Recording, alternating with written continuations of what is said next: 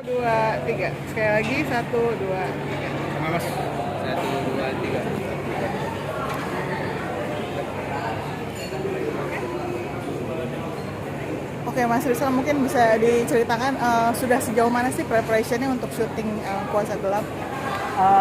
Secara preparasi kita sebenarnya sudah hampir selesai.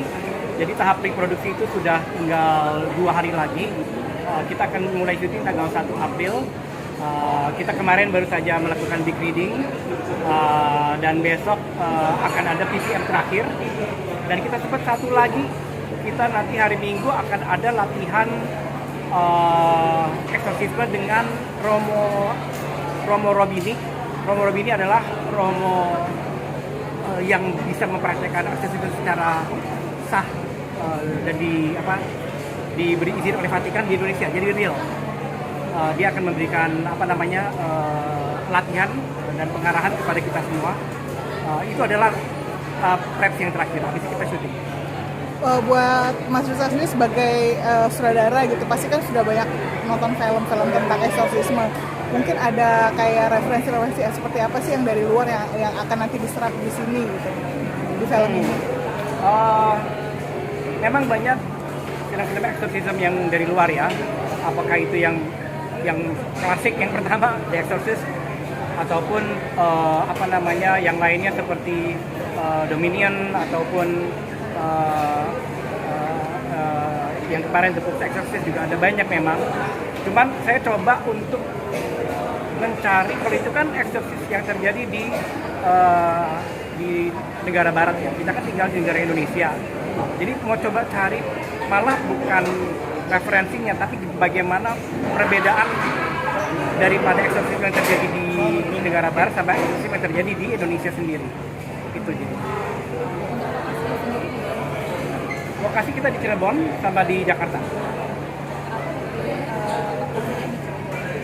Kita di Cirebon karena memang sebenarnya ini berdasarkan sebuah kisah nyata yang memang terjadi di kota kecil. Jadi kita mau mendapatkan feel kota kecil yang terjadi gitu. Jadi bukan kota urban gitu. Sebenarnya karena itu juga membedakan dengan Kuasa Gelap 1 ya. Kuasa Gelap 1 terjadi di daerah urban. Kuasa 2 ini kita balik lagi ke kota kecil. Dan apa yang terjadi apabila terjadi eksorsisme di kota kecil seperti yang terjadi di film ini.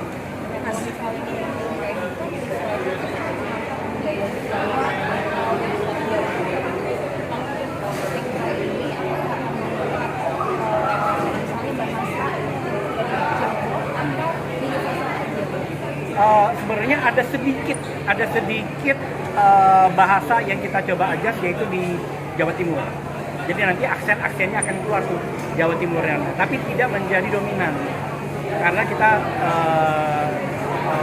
tidak membuat film ini menjadi berbahasa Jawa Timur. Tapi karakter-karakter ini ada beberapa yang memang tinggal di Jawa Timur akan punya aksen sedikit.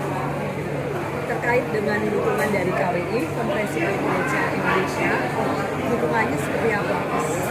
Yang saya dapat kabar dari Pak Robert Roni selaku produser, dia berkata bahwa produksi film ini sangat mendapat dukungan. Bahkan kami juga mendapat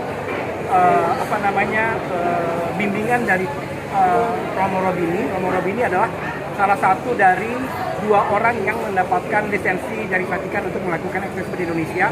Kita didatangkan beliau dan dia memberikan kami semua pengalaman-pengalamannya beliau. Jadi dari Pak Robert Romi sih didukung ya. Jadi kami sangat berterima kasih atas dukungan itu dan mudah-mudahan akan menjadi lancar. Dalam bentuk dukungannya saran, nasihat, ya betul. Dalam bentuk arahan juga ya. Dalam bentuk nasihat dan saran dan Selain paket juga ada teknologi baru dalam paket. kalau dari saya sih bukan lebih ke teknologi barunya ya, tapi cara pencapaian. Jadi memang penggambaran iblis untuk saya mau coba sesuatu yang baru, yang belum pernah saya lakukan. Tekniknya tetap menggunakan CGI, tapi saya akan menggabungkan dengan practical, beneran. Jadi gabungan. Itu yang saya coba. Kenapa? Karena iblis kali ini adalah iblis yang umurnya tua. Dia memiliki umur yang sangat tua sekali. Dia ada di sangat tua sekali. Jadi saya merasa bahwa dia harus punya karakter. Jadi nggak bisa dengan CGI atau monster gitu ya. Jadi ini harus iblis yang memiliki karakter, dia punya kemauan, dia punya kemarahan dan lain-lain.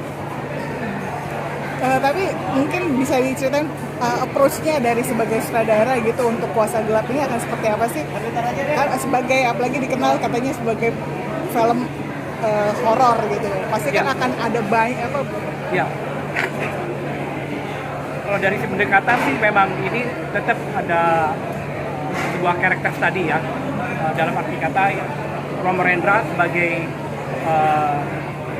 karakter yang diuji di sini, dia memiliki masa lalu yang lumayan ada sesuatu yang mengganggu dia di masa lalunya dia, sesuatu yang diperbuat yang sebenarnya dia tidak bangga ya atas perbuatan itu selalu mengacu dia, dan inilah yang akhirnya digunakan oleh iblis untuk mengganggu dia. Jadi temanya itu bagaimana dia overcome atau bisa mengalahkan kuasa gelap yang datang kepada dirinya. Terus gimana rasanya nanti kerja sama eksekutif produser juga, tapi juga jadi mengarahkan? Iya. Jadi ya kalau dari saya sih, saya ngerasa bahwa Jerome itu sangat tahu kapan memakai topi eksekutif produser, kapan memakai topi pemain. Jadi kalau saya sama dia, ya kalau saat di lokasi pasti dia akan memakai topi pemain gitu. Dan saya akan tahu kapan dia menjadi eksekutif produser. Jadi dialog-dialog itu pasti akan terjadi dengan natural sih.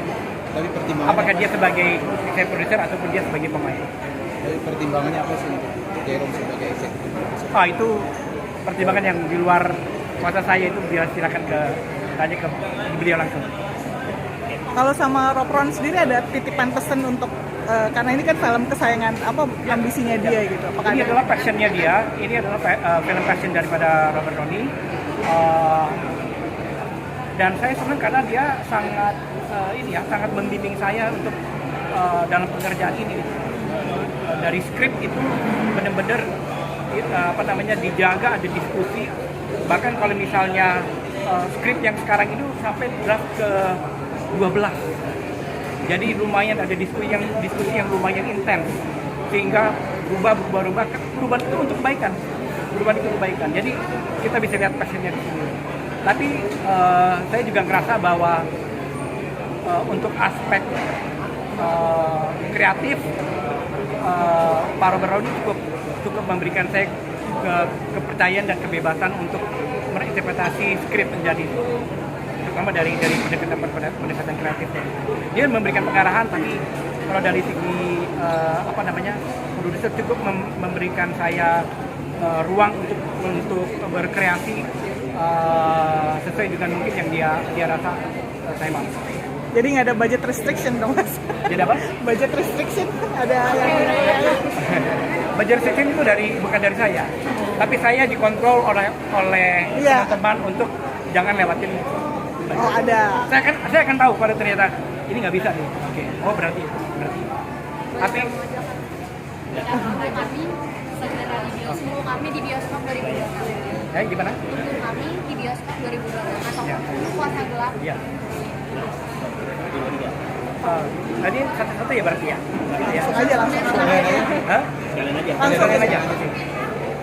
Teman-teman semua, tunggu Kuasa Gelap 2. Bukan 2 ya? Saya masih ingat 2 ya. Teman-teman, tunggu Kuasa Gelap Perjanjian Darah segera di bioskop kesayangan.